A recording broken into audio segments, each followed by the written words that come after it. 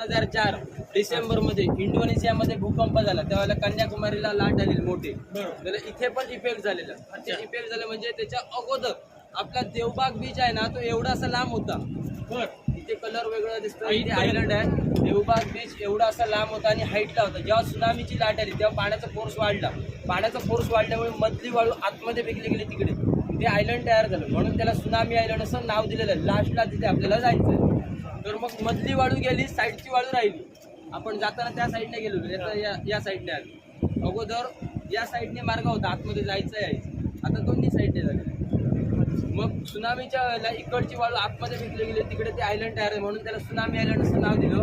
मग साईडची जी वाळू राहिली कॉर्नरची, चारही साईडला पाणी, मध्येच वाळूचा भाग, म्हणून त्याला आयलंड. आणि थंडीमध्ये येणारे पक्षी थंडीमध्ये दिवाळीच्या आसपास येतात आणि फेब्रुवारी-मार्च पर्यंत असतात. स्थलांतरित पक्षी सीगल बर्ड्स ते इकडे बसायला लागले, म्हणून याला सीगल आयलंड असं नाव दिलं, सीगल आयलंड. आणि सीगल आयलंड हे हाईटला होतं. तर मग लाखो संख्येने पक्षी यायचे इथे, थांबायचे. आणि त्या पिरियडला दिवाळी डिसेंबरच्या पिरियडला ना तारली मासा, काटेरी मासा, तारली मासा हा भरपूर मिळायचा.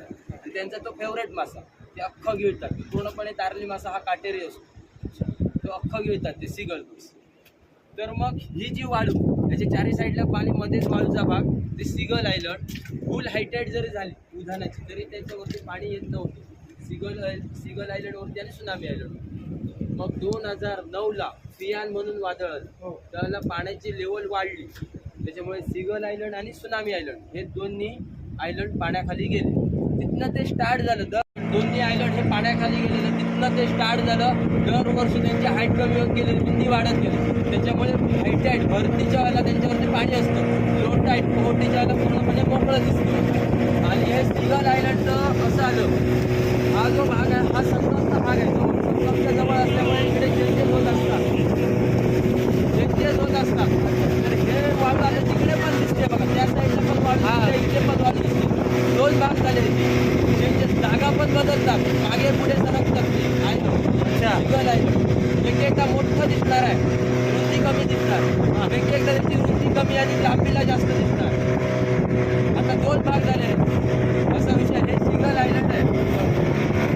आता आपल्याला जायचं आहे क्रोकोडाईल सेफ बघायला. क्रोकोडाईल सेफ नंतर मिनी केरळ आहे, मग सुनामी आहे. आणि साईडने पाणी, साधारण असा केरळ सारखा सीन दिसतो, म्हणून त्याला मिनी केरळ बोललं जातं. आणि हा जो एरिया आहे भोगवे गावाची नेवाळी वाडी म्हणून आहे.